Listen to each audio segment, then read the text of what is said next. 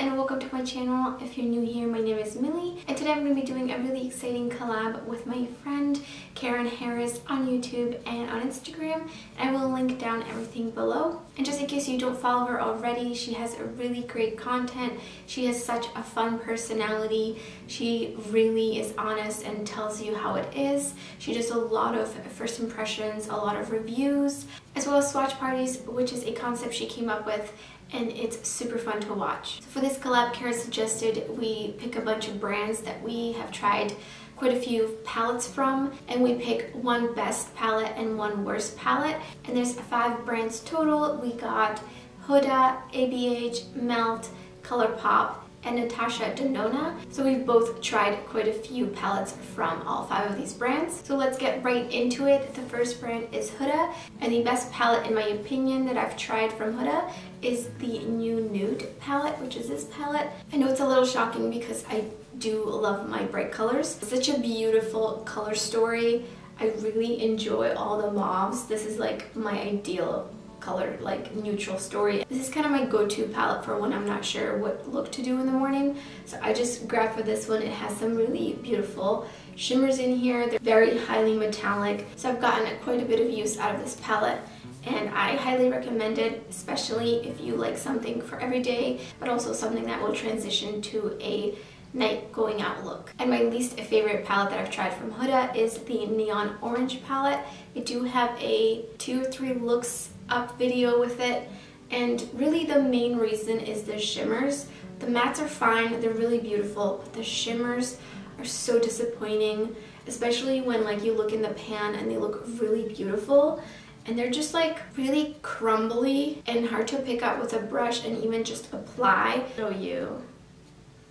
I really had to dig in the pan, and I tried using a tacky base with it and it made it even worse. It looked super textured on my lid, so unfortunately that one is a dud for me, but the only reason I kept it because I love the mattes in it. Now on to ABH. My absolute favorite palette is the Subculture Palette. I still think that to this day this is one of the most unique color stories I've ever seen in a palette. It's just a grunge lover's dream. It's really beautiful for fall, winter, but of course you could really wear it all year round.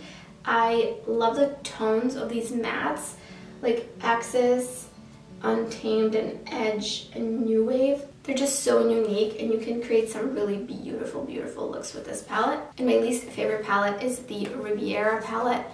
There's nothing really wrong with it in particular, like with the formula, except the shimmers are a little crumbly, which is pretty usual for ABH. I think it was because there was so much hype around it because it was the first like colorful palette that ABH really came out with the pink and the purple here and the yellow. I just feel like when I look at it, I don't really know what look to create. I don't really feel inspired by the color story, and I just really don't reach for it. So this is like one of my biggest purchase regrets, unfortunately. And I would have picked the Norvina Volume 1 or Volume 2, but I haven't tried them out fully, so I didn't want to put them in here because I didn't try out like all the shades in the palette.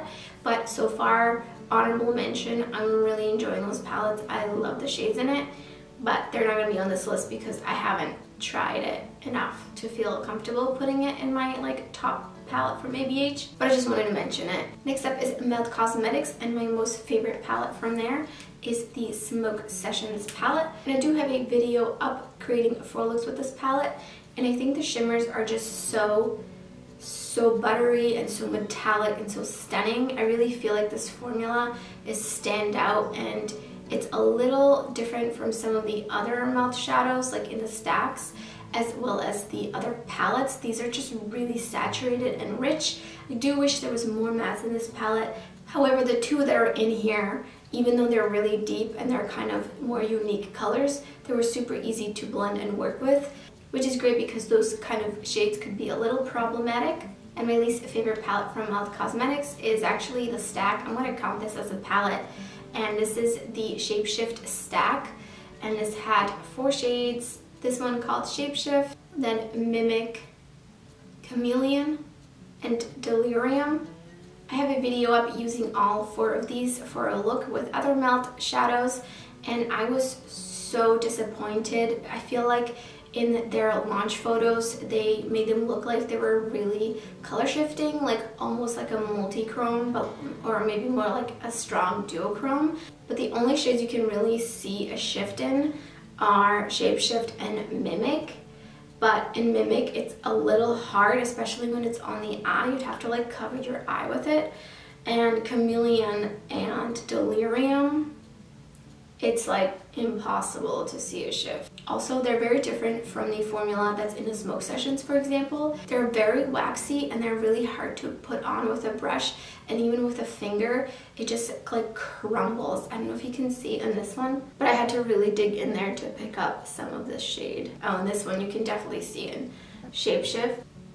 The pan's pretty disturbed. So that one's a major miss on their part. So next on to ColourPop. I've tried so many palettes from them and I really love most of them. I think they have a pretty good track record when it comes to their formulation. So they don't really vary in quality as much. Like for example, Met Cosmetics, I feel like is a little bit all over the place. But I think overall ColourPop's been pretty good about keeping their quality the same throughout all their hundreds and hundreds of palettes. But I digress. So I really have two palettes as contenders for my favorite, and it's between It's My Pleasure and Just My Luck. Color-wise, I do prefer purple, but overall, color story-wise, I do prefer Just My Luck. I do feel like the shades that are in this palette have much more depth, and also it's truly green, while the It's My Pleasure palette is a little bit less purple and more pink, so it's not really truly a purple palette anyway. So that's why I prefer this one. The shade Mary Jane is so metallic and beautiful. Really, all of these metallics are really great. I think they're actually comparable to the Smoke Sessions palette from Met Cosmetics. But yeah, I love the mattes. They blend great, no issues. Again, some of these deeper shades you could easily have issues with, but I haven't had any issues with performance. And my least favorite, or the worst palette I've tried from ColourPop, is actually the Lilac You a Lot palette. I don't have it anymore, so I will post a photo here. And that one just, the mattes were okay. It was a little bit on the light side. I did feel like a lot of the lighter shades kind of just blended out into my skin. Also, the shimmers in there just were not up to par. For example, to the shimmers in the blue palette, the green palette, and the purple palette, I felt like the shades in the lilac palette, they were really dull and a little bit powdery, which made me think they didn't have a lot of pigment in them, and they were kind of like watered down, so to speak, or something. They just were not what I was expecting, and I was really disappointed because I really love the color scheme and I love the concept, and I think it was such a great idea for them to release, and I do hope that they do kind of more pastel-y color schemes in the future. So that one was such a disappointment, and I just felt like it wasn't worth keeping because I knew I wouldn't want to reach for it. The last brand is Natasha Denona, which I've also tried quite a bit of palettes from. I think Natasha Denona eyeshadows are some of my favorites, besides my indie eyeshadows, of course. I think overall Natasha has some really great quality eyeshadows. And my favorite palette from there, which also has some of the most unique types of eyeshadows when it comes to formula, is the Metropolis palette, which is what this one looks like. And some of the mattes in here are typical kind of powdery formula, but then there's some mattes that almost I thought looked like satins in the pan, but they are more of a cream formula.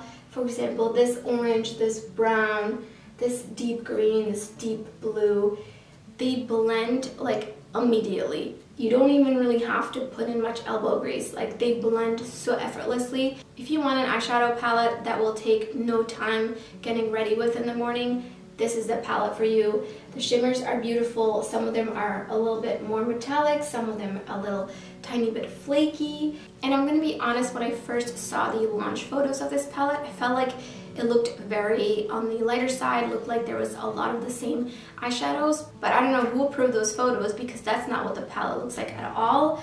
When I got this in real life, I couldn't believe the depth, and I think this palette is great for all skin tones. There's such a great variety of shades, and nothing's really, no like transition shade that's too light, except maybe Rope, but out of 28 shades, that's not really a big deal. Now, as much as I'm impressed with that palette, there is one palette that just isn't the greatest, and that's the Tropic palette, which was like a summer, spring release a couple of years ago. It was supposed to be a limited edition, but they kind of kept it, and they got pretty bad reviews, and she didn't really respond to those, and why these metallic shades like hard pan immediately. So there's nothing wrong with the mattes. I love the mattes.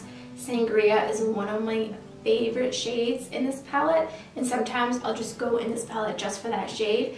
But the metallics are just so bad. Turn down the brightness a little bit, and here's the close-up of the palette. You can see how badly those shades hard pan. I tried to use the tape method to take off the hard pan, and it kind of helped, but not really, because the moment I went back in with my finger or a brush, it just hard panned all over again. So these are not great.